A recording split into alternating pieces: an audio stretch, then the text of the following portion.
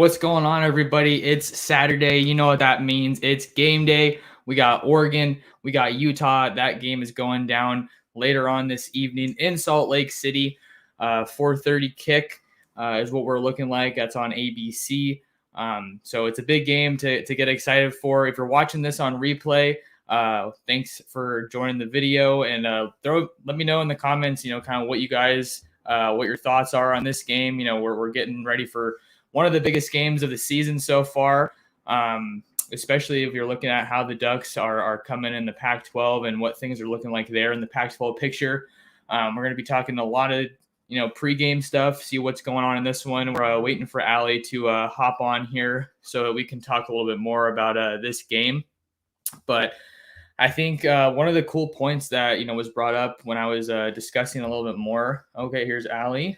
Let's see if she's ready to go. What's going on, Allie? Howdy, howdy. I'm great. How are you? I'm great. I'm excited for this game. I'm excited to talk some Ducks for you. With you. We haven't been on the channel with you in a little while, so I think a cool place to kind of just start things off, Allie. Hopefully we'll get some questions. I think I've made that call to action here. If you guys have questions about this game that you want us to discuss, definitely hop in the comments section and throw it our way. What are your thoughts kind of just on the surface here as we kind of get ready for this one? Well, my thoughts on the surface. Oops, sorry, lost you there. You're currently perched on the weirdest stack of pillows you can ever imagine, just saying. My thoughts originally is Utah's fast. Utah's got a great run game. They've got some great guys, and Oregon's really going to have to bring it against Utah. I mean, their last meeting in 2019 was 37-15 at the Pac-12 championships, where the Ducks beat them down, and the Ducks are currently in an all-time series the leaders in wins. And kind of this is a big challenge for the Ducks. They're only 30% really favored to win. I mean, they're negative 3 points in Vegas, I believe, and with what we've got and going into this game, it's going to really show if the Ducks are really college football playoff material. I like that point. I think a lot of people look at the Pac-12, especially with how this season has gone, just all the chaos that we see in across the conference. The Pac-12 doesn't get a lot of respect, but you see how this year plays, and I mean, you can't really blame them. So I think this game has more on the line because people see how big of a game this is and how Utah's been playing. And I think some of the comparisons I've kind of heard, it's like Oregon's looking in the mirror, right? Another really physical team that likes to get after it in the trenches, prides themselves on running the ball.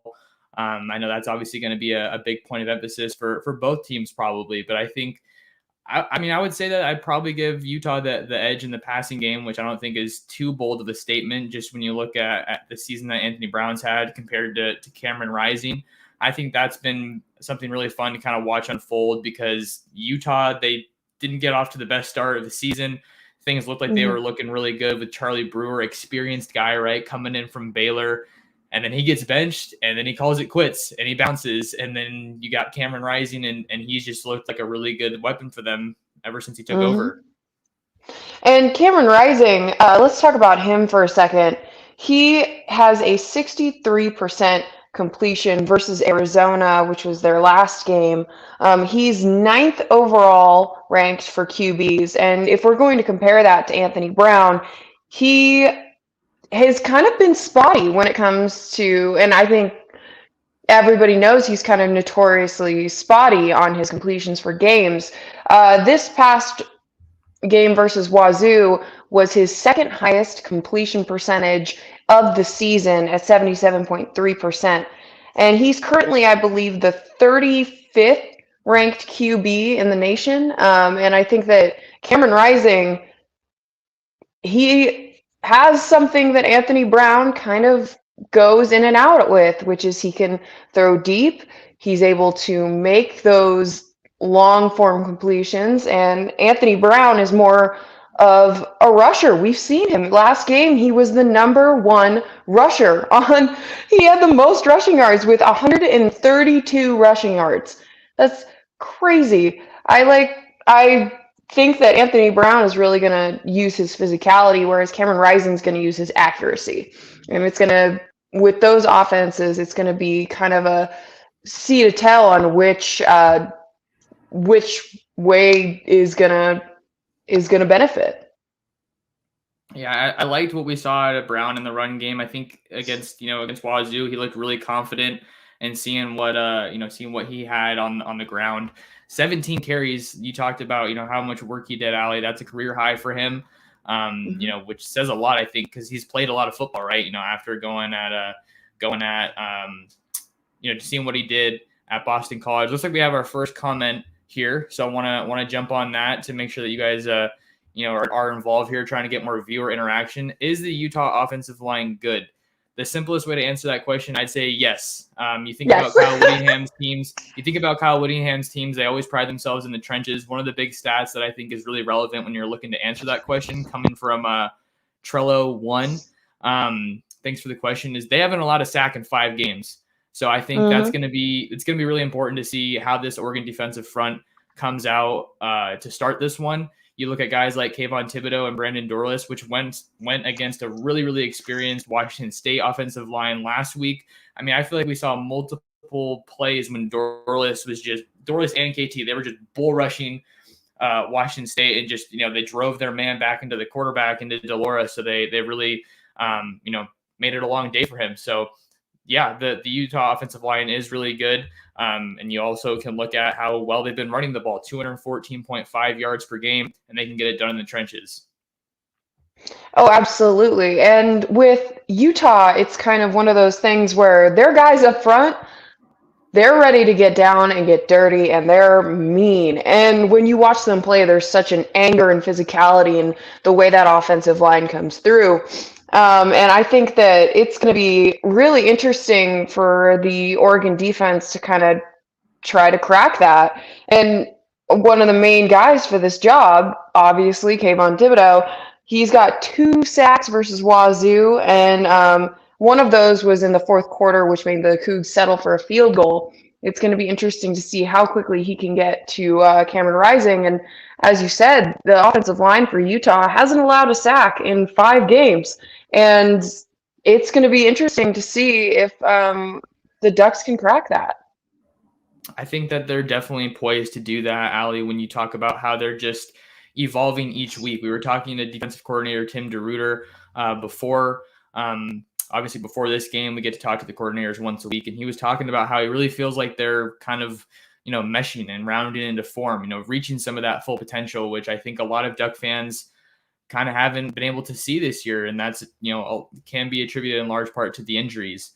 But one of the things that I'm interested about with looking at this Utah matchup is, they do share some common opponents, obviously, since they play in the Pac-12, but that Utah and Arizona game, I mean, I was shocked to see that box score and how that one wasn't really decided until the fourth quarter. They got everything they could handle out of that Arizona team. I was talking to Salt Lake Tribune beat writer Josh Newman and kind of wanted to ask him his thoughts on that. I was asking him, what are you able to take from that Utah-Arizona game? Because a lot of people see that, like I was just talking, and they were kind of shocked about it because Utah looked like the premier team in the South, still does. But, I mean, Arizona's been the doormat of the Pac-12 all year, and he had a really good point saying, I mean, obviously, you want to win a game a little bit more. You want to win that game more handedly, but I think that it's just a momentum game. College football is a momentum game, is what Josh was saying, and the Ducks have a lot of momentum. You talk about them. Obviously, they haven't lost a game since playing Stanford down in Palo Alto, and they've been able to get some really big wins in the time since. Look at UCLA, look at Washington State last week, where they were the hottest team in the Pac-12 North, I'd say, aside from Oregon. And, they've always given Oregon some trouble. So I think I was kind of going a little bit all over the place in that answer. But we were talking about the offensive line and kind of what Utah brings to the table there. And then looking at it on the other side of things, as far as what weapons Oregon has and stopping the run and obviously giving Rising some trouble. Oh, totally. And when it comes to kind of Utah's record, it's been really all over the place. Most of the Twitter discourse that I've seen regarding Utah is, oh, look at how badly we beat Stanford 52-7. We've got that. raring to go. Yeah, but that's 6-1. That one, not to discount them at all, but Utah lost to the Beavers. And I think that that's another kind of Utah's been kind of like Oregon, where they lost to one team in the conference that they really shouldn't have lost to. And that was a close one as well as the Oregon versus Stanford one was.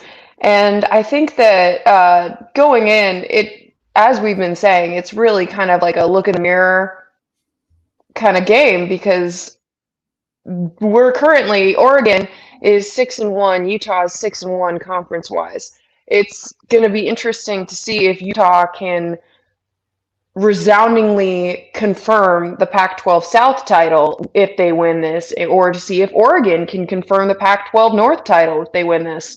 And another thing I think is interesting is after all this is done, there's the possibility of a rematch in the Pac-12 championship, which could be interesting to see if Oregon can really shut out Utah twice. I mean, I know we're getting ahead of ourselves, or I'm getting ahead of myself, but it's a really unique situation that Oregon's in where they essentially kind of have to go against what they've been putting up all this year. And speaking of the offensive line, for sure, Utah's got that. And there's so much about Utah's offensive line that reminds me of Oregon's offensive line. And I think that we're going to see those kind of foils within Utah and Oregon to see kind of what is the best of this certain formula that both teams have.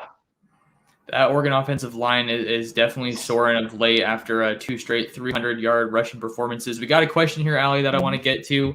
You guys make sure if you have questions, you can throw them our way, and we'll get you involved in the show. Coming from Trello, one again, any notable passing threats we should be aware of, assuming that they're talking about Utah and what the Utes offense kind of brings to the table. I think the biggest one that a lot of people, kind of know about is Britton Covey, right? The veteran wide receiver.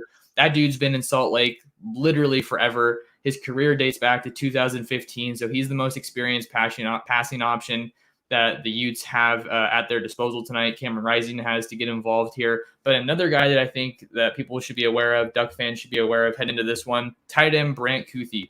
He's not your traditional tight end necessarily, certainly as far as his frame goes, listed at 6'2", 230, but he's been really solid for them all year long, really. And I think tight ends are a really cool position to watch because they can do a little bit of everything, right? But Brant Kuithe is the leading receiver on this Utah team. He's tied with Britton Covey for catches at 36 on the year, and he's also tied with Dalton Kincaid for the most touchdown catches this year at 369 receiving yards, which paces the whole team.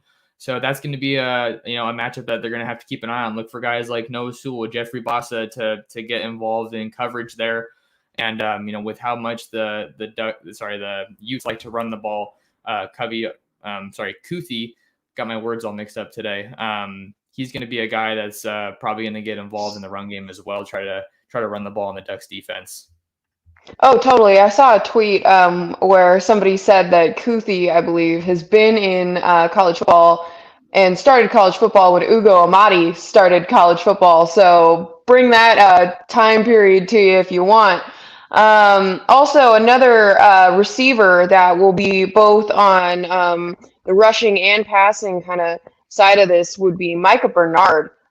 He had his best receiving game against Arizona last week with 60 yards on 3 catches. He really is with versatility, so that'll be interesting to see through him. Also, TJ Pledger, this is his second straight, or Zona was his second straight 100-yard game with 8.8 yards per catch, which it's going to be interesting to see where he goes as well.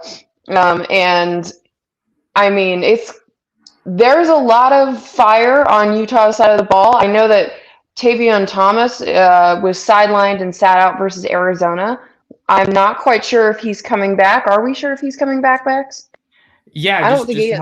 Just to hop in on that. So we were talking to Josh Newman, like I talked about in the last episode of the pod, and he was kind of saying, we were talking about some injuries and how Kyle Whittingham is I think he said earlier this week that they're going to be, shutting down all injury talk, which you see at a lot of big time programs, and especially with where everyone is in the season. But to answer your question, Josh was saying that he thinks that Tavion Thomas is going to give it a go.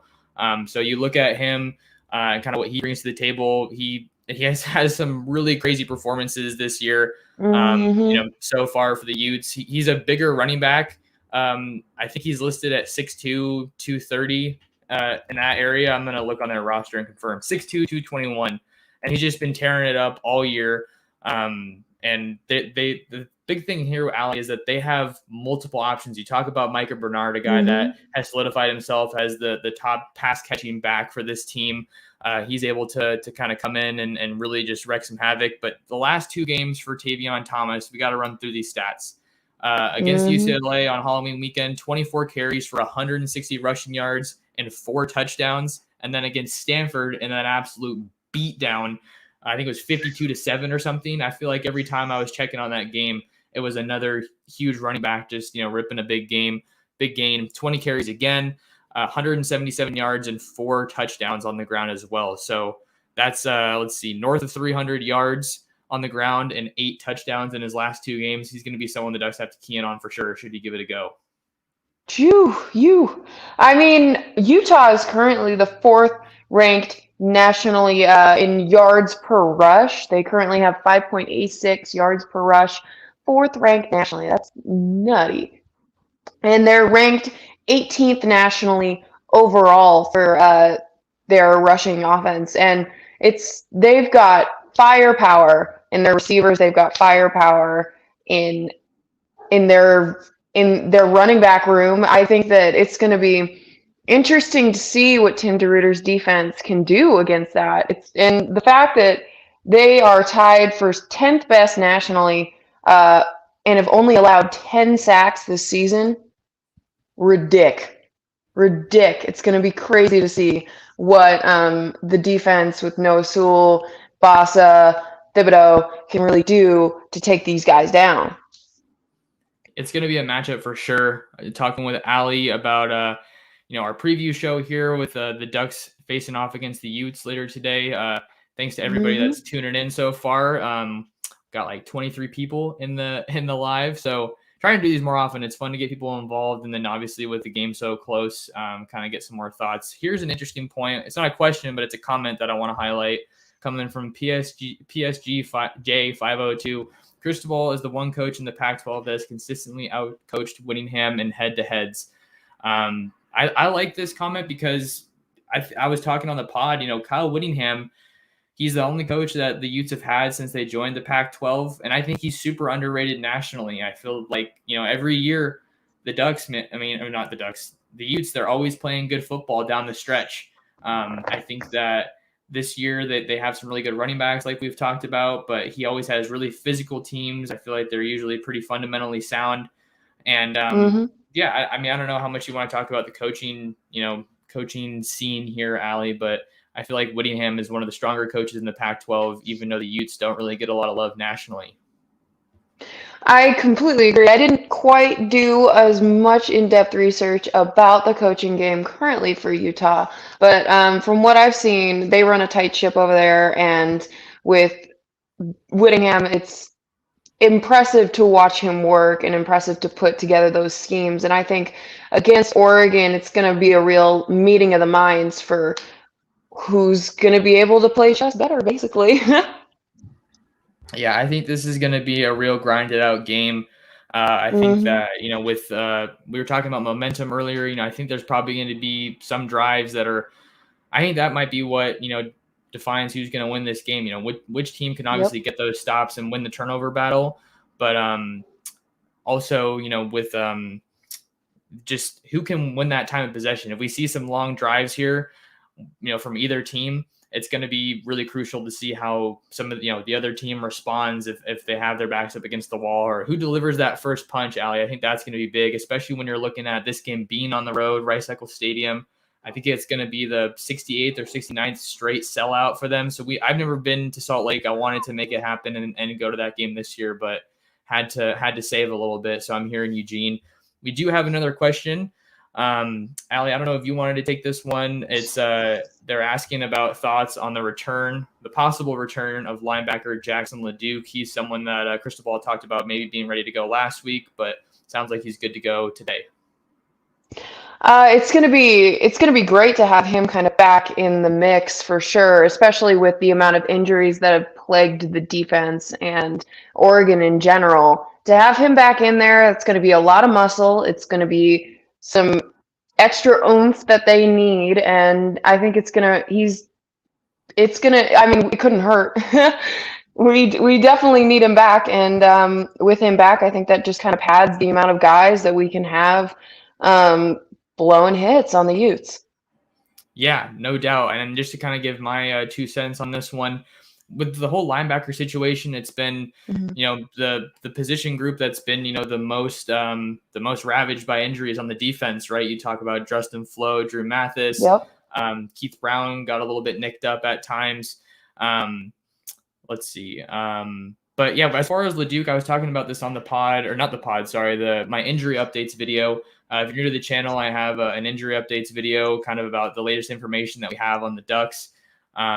But with LeDuc's return, I think he's a guy that wasn't super highly touted coming out of high school, right? I think he was a 3-star, kind of in that area, coming out of Nevada, a state that's really, really slept on, I think, but they're consistently putting out some top-level guys. So as far as his return, I feel like if I had to guess, maybe we'll see him more on special teams, at least in this one, look at kickoffs and punt returns, things like that, just because we haven't seen what he looks like in such a long time, right? He hasn't played this season, I don't believe. So I feel like it doesn't make sense to put him in like in a big situation, like, if it's like games on the line and the Utes are driving and the Ducks need to stop. That's no slight to him. It's just we don't know what he looks like yet. But I think, like you said, Allie, he's going to be a valuable piece to throw back into the mix here, seeing how the Ducks have seen a lot of different bodies getting, playing time there at the linebacker spot. Nate Hukalani, you talk about Jeff Boston moving down from safety. He's been balling out all year.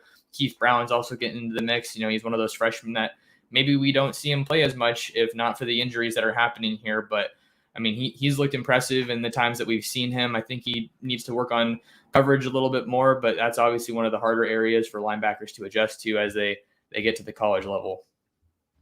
Yeah, and the amount that we haven't seen from LeDuc makes it a little more enticing to see what he will, or if he will see time on the field for this upcoming game. It's going to be just because there's not much really known about him. He was great in high school. It'll be interesting to see if that kind of translates. And as you said, with coverages and things along that sort, it'll be interesting to see if he can jump into the college game or be able to make an impact in some way after coming back from injury. Got another question in this one. This one coming from Nick Semerikov. Hopefully I'm saying that name right. Apologies if I'm not, Nick, but thank you so much for asking your question. I still don't get it. Why are the Ducks underdogs in this game? For a lot of the betting stories, they come out with, the initial odds on SI Sportsbook with what we use on Monday around then. So I don't think the lines change too much. I think that it has the Utes as 3-point favorites. Utes are at home, like we all know, and they definitely have a pretty big environment. I mean, just to kind of give my thoughts on this game, I feel like you talk about the Utes have a lot of momentum and they're playing well. They usually play well at home. Maybe this is, I don't know, maybe this is one of those games where the bettors are saying maybe the Utes aren't getting enough respect, but, you respect nationally or in the Pac-12. But when we're talking about Oregon and how they're looking, I feel like all their tough games are coming on the road. So this would maybe speak to what Nick's saying about he doesn't get it. The tough games come on the road, and the Ducks have shown up. With the Stanford game being that lone exception, they've really, I think, played up to their opponents. We've seen the slip ups and everything, really coming at home, right? Playing down to Stony Brook, playing down to Arizona. That was just a crazy game, although it was earlier. So I think that the Ducks have a lot of momentum and things are turning around. They're turning the corner in, multiple areas. But what are your thoughts on this question? I want to give you a crack at it. Oh gosh. Well, as I feel like in general, Pac-12 teams tend to not be typically favored. And the Ducks specifically, I think everybody's kind of looking at the fact that it's been really hit or miss.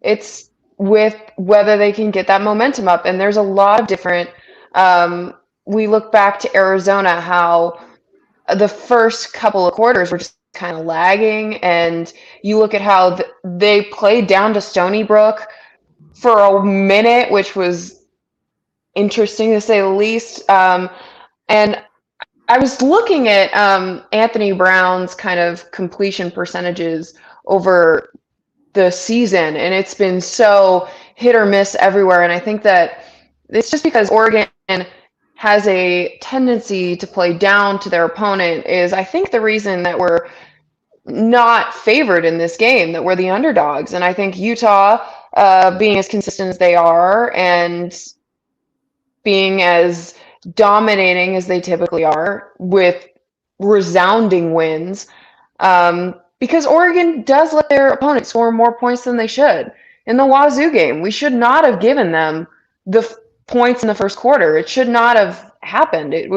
That shouldn't have happened. And I think that part where Oregon hasn't had a serious resounding win is, I think, why we're favored, is the why we are the underdogs in this, because Utah has those resounding wins. They have that Stanford, and that's what Utah fans on Twitter keep bringing up. It's that resounding win against the thing that Oregon couldn't beat. And I think that that's a contributing factor to one of the reasons why Oregon is seen as the underdog in this upcoming game. All right, and we got another question rolling in. Thank you guys for sending in those questions. Helps guide the discussion. Question from, oh man, I hope I don't say this wrong, Timonakai Glass. Who takes over Micah Pittman's kick return duties, and any more details on Micah leaving now during the season?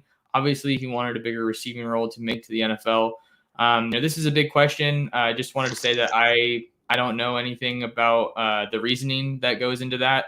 I feel like a lot of fans, I don't want to say overreact, but they don't know the whole story, and they just, get all over a kid when he makes the decision to move on. But just to answer the question here, to work on tackling the question, I would say Seven McGee is probably the guy that is looking like he's going to, take over that role.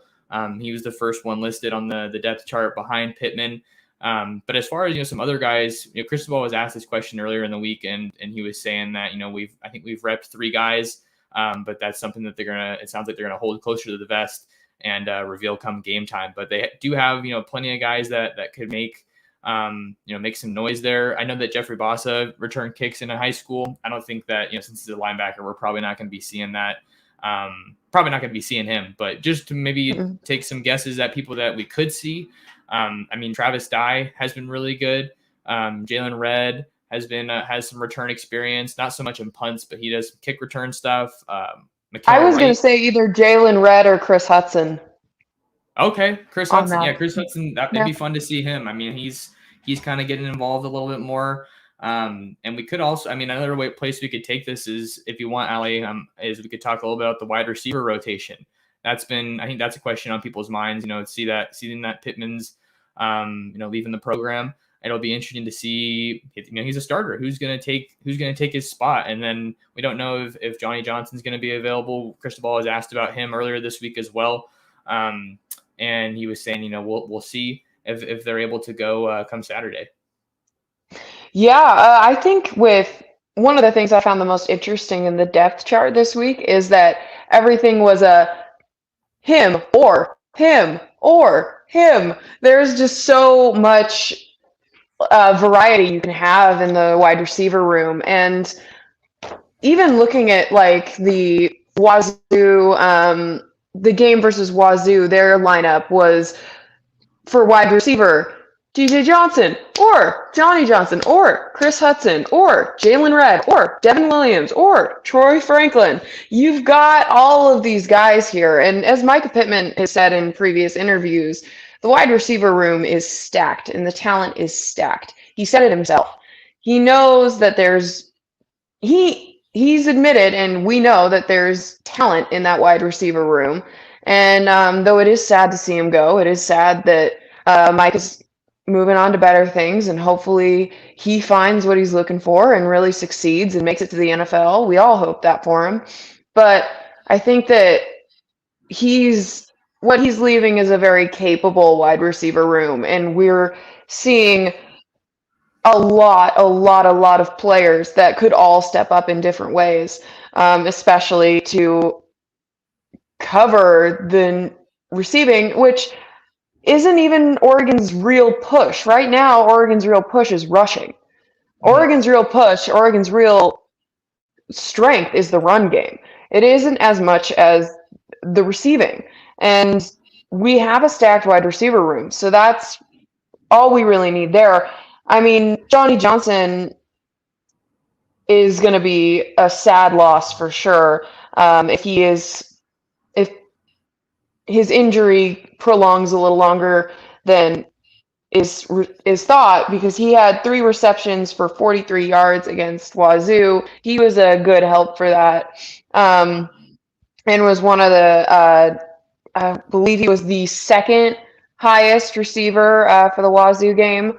But right now, what Oregon's looking at is the rushing. What Oregon's looking at is the running back room, and right now that is Travis Dye. That is Travis Dye in the Travis Dye show currently. But as wide receivers are concerned, it's not too much of a worry because of the depth of talent. No doubt, no doubt.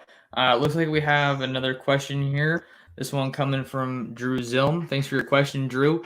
Can AB throw on Utah? I think a good place to start answering that question was Larry Pilgrim's comment here a little bit earlier, saying that Utah's weakness is their corners. They have 5 freshmen, only one's a 4-star recruit. So it's no secret that Utah and Oregon are on totally different levels when it comes to recruiting. But one of the players that I talked about in the preview podcast this week on the Ducks Dish podcast was Clark Phillips. He's a guy that I think is worth knowing heading into this matchup. He talked about the cornerbacks that they have. For those that don't know, Phillips was committed to Ohio State at one point in the recruiting cycle, and then he decided to open things back up. And then Utah prioritized him after they saw that he was back on the market.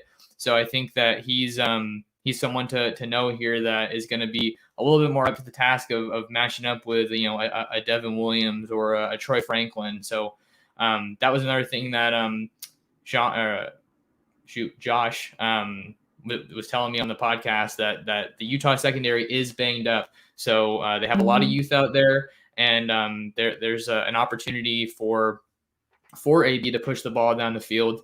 But for me, I feel like if we see Oregon run the ball well, why would you change anything up? Yeah, exactly. I mean, you have Travis Dye, who's 92 yards away to getting 1,000 yards for his season this game, which excited to see that since he is the leading receiver and leading rusher for Wazoo last week. There's almost a certainty that he will be used to hit that 1,000 mark. And over the season, he's had 908 yards and 12 touchdowns. 12 touchdowns. What the heck? 6 away touchdowns of that. And we have seen him really step up and be a leader and a battering ram for the Ducks this season. And I think that if it's been going as well as it has, why kind of change up that strategy unless Utah's cracked it? Absolutely. We got another comment here. We're going to shout out Dylan Rubenking. He's one of our reporters for Ducks Digest. Looks like he's in the stream. Shout out to Dylan. Dylan's going to be running our live update story. He's running our live update story for this one. So if you guys can't make it to the game or you got to run to the store at halftime to get snacks or something, we'll have halftime thoughts. So we'll kind of give you some immediate shakedown on what's going on in that game. But Dylan will have the latest updates for you on that game. Allie and I will be live tweeting it. But he was talking about the short passing game and how Utah's linebackers are definitely a strength. You look at guys like Devin Lloyd, Nephi Sewell, battle of the Sewell brothers. They're both going to be on defense, so they're not really going head to head. But it's kind of a story. They're not really going head to head, but it's cool. We like to talk about it. So exactly. Got a little something that we're going to be dropping after this live stream. The Allie, your art that you made. So stay tuned for that. That's something that'll get people really excited. But yeah, we talk about the short game here from Dylan's comment, and given how banged up the secondary is, maybe we see Brown take some of those downfield shots. I want to see Franklin get more involved. He had a tremendous catch against Washington State, but he was bobbling it, coming down near the sideline. So maybe this will give him an opportunity to step up a little bit more, and then maybe we'll see some guys like Dante Thornton. I think I saw his name pop up in the chat earlier in the stream in the pregame show, saying that they want to see more of him. We've only really seen him get one, like the touch that comes to mind, it was against Stony Brook. He got the ball and was just gone. Like when I was talking to Damon David and him, I was doing a bunch of Zooms during the pandemic. Damon, also from the Baltimore area, like Dante, and he was saying that's a 6'5" dude that can run. So get that dude the ball. Yeah, runs like Zeke Elliott. Zach knows. Unless we're talking about unless we're talking about Carbo again in the comments, maybe that's who he was referencing. But Thornton's a guy that we're really excited about. I think he tweeted earlier today saying unleash the skinnies. I think it was something like that. So that was kind of funny. Yeah. Just you can tell that he's getting excited for this one. And there's plenty of stuff we could also talk about. I don't know if you wanted to touch on this, Allie, or if you wanted to go into any other points that are kind of on your mind, or I could bring up our next point, whatever. Oh, well, a couple of the things I was thinking about is Utah, like notoriously has a shaky special teams and is bad at kick returns. So one of the things that whoever is replacing Micah needs to look out for is that kind of that weakness on kick returns and kind of being able to take those yards back once they're putting it back to us. That is something I did want to bring up. Cool. Yeah, no, that's going to be an area that we got to keep an eye on for sure. I think just another thing that kind of goes into this game is just looking at kind of what what's on the line, right? You talk about the college football playoff rankings that are coming out every week. A lot of people are talking about Oregon maybe needing some style points to get some of those more resounding victories, like you talked about, Allie, not too long ago on the stream, just saying that they need some more of that. And this is their best shot, right? I mean, you got the number 23 team in the rankings. You're on the road, which I think road games should just carry more weight naturally, right? If you're looking at Oregon, all their toughest games have come on the road this year. But if they can put up some style points on Utah, hopefully that'll help their case a little bit. But honestly, just from what we've seen already today, I mean, I don't even know what the final score of the Ohio State game was, but they beat the brakes off of Michigan State, and it was horrible. It was like 49-0 at halftime, and then they brought in the reserves, I'm assuming 56-7 that final. But Ohio State's the number 5 team right now. I don't know if that's AP or they're 4th right now, I think, in the college football playoff rankings. So Google is playing tricks on me. I think that they're number 4 in the latest batch of those rankings. So Google is weird. It did say that Oregon was number 4 and Utah was number 24 the other day. So it's one of those things where I've had to check a couple times. So no fault on that. And also, Utah has 0 wins over college football ranked opponents. So if there is a lot on the line for them tonight as well, they are looking to get that statement win so they can make a name for themselves in the Pac-12. And the Pac-12, we know, is notorious for cannibalizing themselves, especially with their teams. So if there is a game where the Pac-12 would be the Pac-12, it would be this game. So it's hoping that the Ducks can really get themselves together, bring that momentum they had from the Wazoo game, and really just pound the rock and make sure the Utes don't get a quick one by on them. Absolutely. Let's see what else we have here. I think we're talking a lot about the defense and looking at maybe some of the numbers. Oregon's defense. Let's see. We got Utah's passing attack averaging 207. Sorry, that was looking at the wrong ones. I got my notes mixed up here. Let's see. Okay, Utah passing offense averaging 223.6 yards per game. Oregon passing defense averaging 248 yards per game. So, I think this has been one of the talking points for me when looking at this defense and looking at this team throughout the season, right? I think back to when Bennett Williams was healthy in that Arizona game, getting 2 interceptions. This secondary just hasn't been the same since he went down. But we did see some big time guys make some good plays for Oregon last week. Some of the stars of that defense. You look at Kayvon Thibodeau and Brandon Dorlus partying in the backfield against Washington State. Verone McKinley snagging his Pac-12 leading 5th interception off of Jaden DeLora. I think that he's going to be a key piece here, especially as we're looking at the safety rotation and how Utah is more than capable of throwing the rock down the field. Oh, totally. And we haven't even touched Noah Sewell yet, who has been a consistent presence on the defense, who has been consistently just ripping people up. And I think that especially with the defense going into this, there needs to be that kind of fire that you see in them.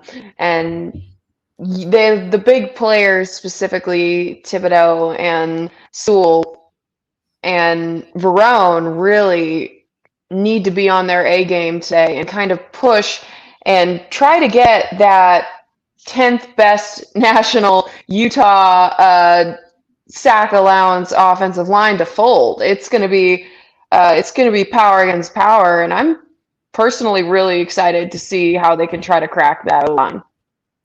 Yeah, some more guys that we can talk about. I think the crazy stat with Sewell, I believe, I have to double check. I don't think he registered a tackle last game, which is insane to think about. I'm gonna double check here. I got the stats up on my other monitor, so give me a second. Let's see, where's Noah? Noah. Yeah, no tackles for Noah. He did have a pass breakup though, so just because he doesn't have a tackle doesn't mean that he didn't impact the game. He obviously did. I mean, he's the guy who shows up every game. He was the face of the defense when KT was hurt, and he's been the face of that linebacker core all year. He's just an animal, tackling machine. But some other names that we could touch on a little bit here, Ali, Popo Omavai and Jason Jones. You're looking at guys in the interior. Jason Jones gets his first sack, I believe, of his college career last week against Washington State. So I think that was really encouraging to see. Sack for loss. That was 10 yards lost with that sack. That was awesome. Shout out to Jason Jones. Yeah, they really pushed him back on that play. But the reason I was going to say that it was so great to see him is that you want to see everybody contributing, right? We all know that Dorlus and KT are studs, but I think what really will show us how good of a defense that the Ducks have is, are they seeing contribution from some new guys? And look no further than Brian Addison getting the pick in that game against Washington State as that one wound down. And then Popo Omavai, he's been great. Those guys in the interior don't get a lot of praise, but they are definitely an integral part of why the Ducks have the top rushing defense in the Pac-12, 119.9 yards per game. That improvement has been phenomenal. You look at last season, and it wasn't long ago that they were getting ripped to shreds. Oregon State ran all over them. I believe Cal also had a pretty easy day on the ground if you look at that loss as well. So credit to Joe Salavea and Tim DeRuyter for the improvement that we've seen there. Keon Ware-Hudson, he was banged up against Washington and didn't play, but it looks like he's getting back into his groove a little bit. Christian Williams has had some good plays as well. So, we're seeing more of those guys. Just, we're hearing their names a little bit more. You're like, oh yeah, I forgot that he was kind of in the mix there, and they're showing up to make plays. And speaking of Jason Jones, if the Ducks do win, there may or may not be a post-game art featuring him coming after the game. So be on the lookout for that if the Ducks win. Awesome. Let's see. I think one thing that could be cool, just this is kind of spontaneous, but we could look at some of the scores throughout college football. Today, Ducks not kicking off for about 2 hours, so kind of get people up to speed on what the national picture is looking like. The slate isn't too great today, honestly. I mean, that Ohio State game was the one that had the most promise, and it was just a horrible game. Right now, Iowa is leading Illinois 23-16. Iowa is 17th in the country. Notre Dame is blowing out Georgia Tech 55-0.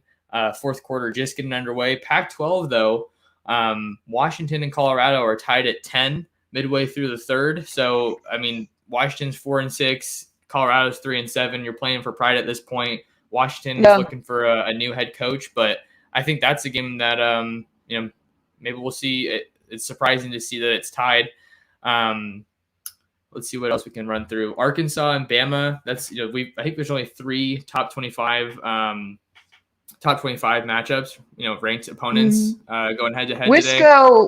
Wisco and Nebraska are tied at halftime. Okay. Yep. 14 apiece there. And then we got Bama and Arkansas. Bama at number 2, Arkansas at 21. Bama leads 24-14 at halftime. I believe that game's in Tuscaloosa, so Tide getting the hometown advantage there. I think one of the interesting points, Allie, that might be cool to talk about if we just kind of zoom out a little bit, is just we're seeing a lot of these SEC teams or highly ranked teams just playing some really random opponents, right? Let's see. Shoot, I had a better example off the top of my head, but I have to look down to some of these results. Mississippi State playing Tennessee State, winning 55-10. Texas A&M 52-3 over Prairie View A&M.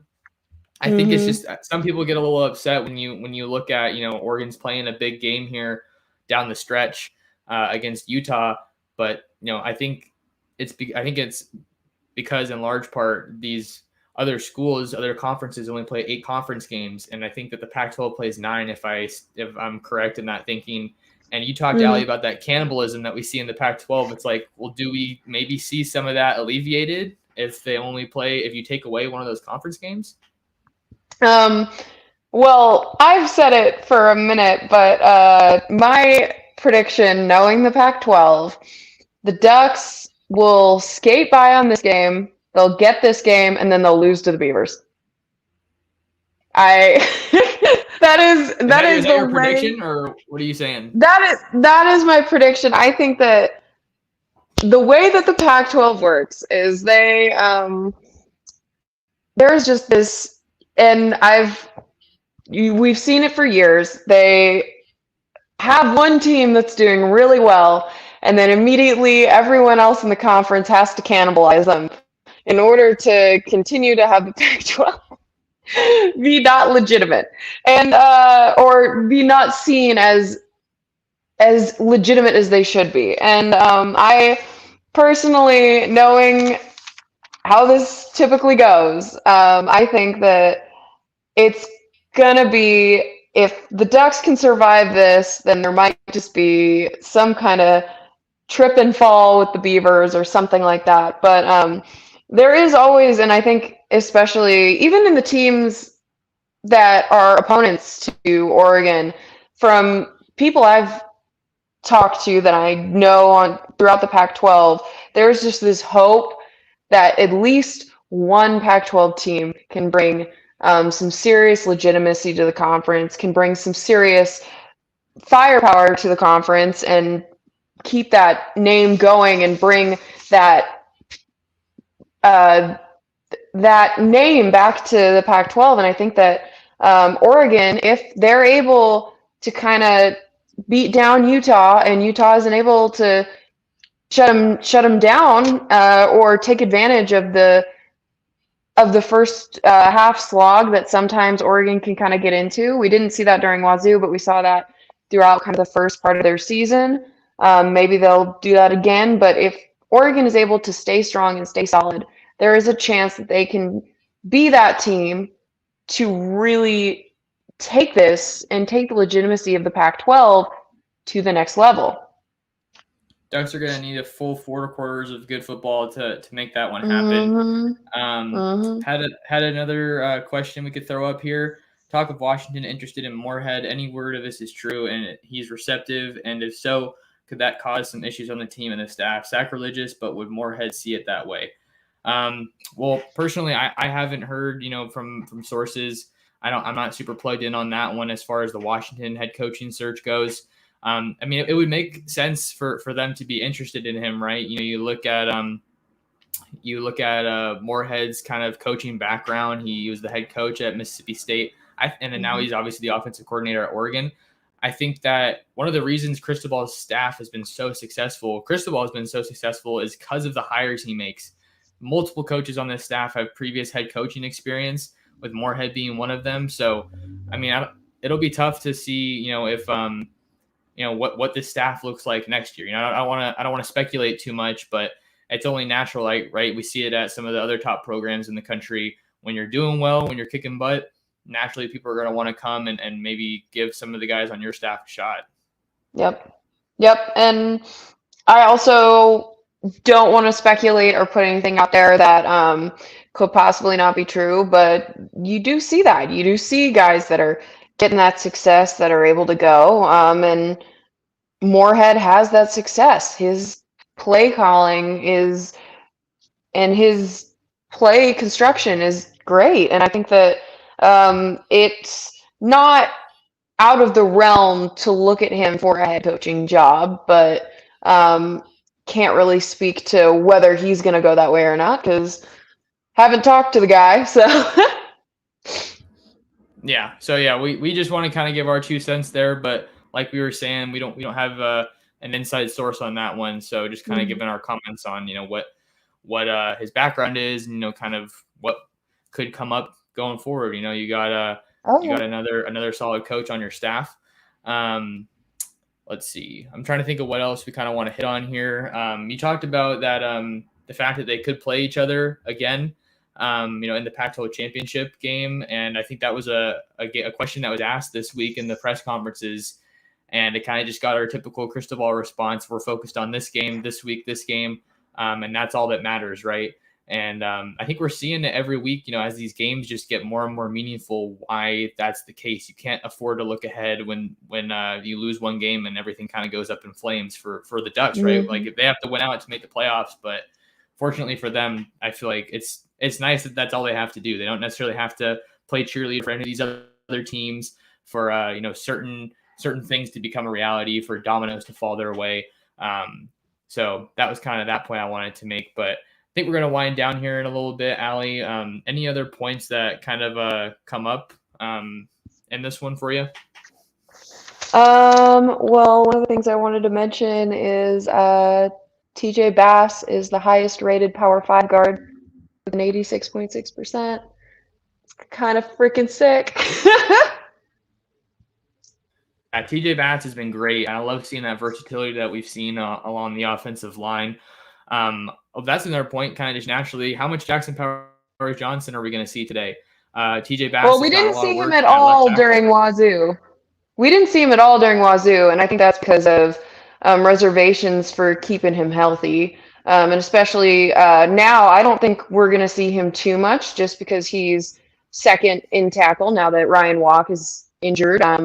We've got, second in center because Ryan Walk is injured. We have Forsyth at center currently, who's going to be that rock. And I wouldn't think Jackson Powers Johnson would be sacrificed for a guard position like he's been in the past, where he's been switched out at a guard position. That is too much risk to put your backup center in. I think what they're going to do, they currently have Sala and Stephen Jones and Malasala Mabe as a either-or situation for the right tackle position. And I think that switching them out, George Moore, we know, typically goes out. Stephen Jones and Moore typically switch out with Jaramillo. I think we're going to see Jaramillo play a bit in this game. And I think that overall, there's not going to be much Jackson Powers Johnson, and I think that's for the benefit. I think that's to make sure, if anything with Forsyth, if Forsyth has back spasms come up like it has in the past, if Forsyth gets injured, because we've seen him take some grisly hits this season, and I think that they're going to be saving Powers as kind of that insurance, that backup. Because they also had Kai Arneson, Marcus Harper, Kaden Rossi also warming up at center during pregame several times. And I think that I think that Powers seems to be the number 2 right now for center, and because that's such an integral position, and most of the guys they have warming up for it are young, and Powers seems to be the most capable of those young guys, that they're not going to risk him for that much damage. But I would say if we're looking at the offensive line, TJ Bass has played tackle. He typically plays left guard, but they've been moving him out to tackle more recently. I think we're going to see Bass come back at tackle and really get more experience in that role. I think we're going to see a good amount of Stephen Jones, just because He's been out there a lot. He seems to be one of the pillars. I think we're going to see Salah a good amount, and Moore or Jaramillo will be a swap out. But count on that to be the typical O-line scheme. Yeah, that's a good point you make, Allie. Just about just because he's available doesn't mean that they need to throw him out there. Maybe you wait until you have a guy like Walk who's back and more available. Just because that center position is so tough.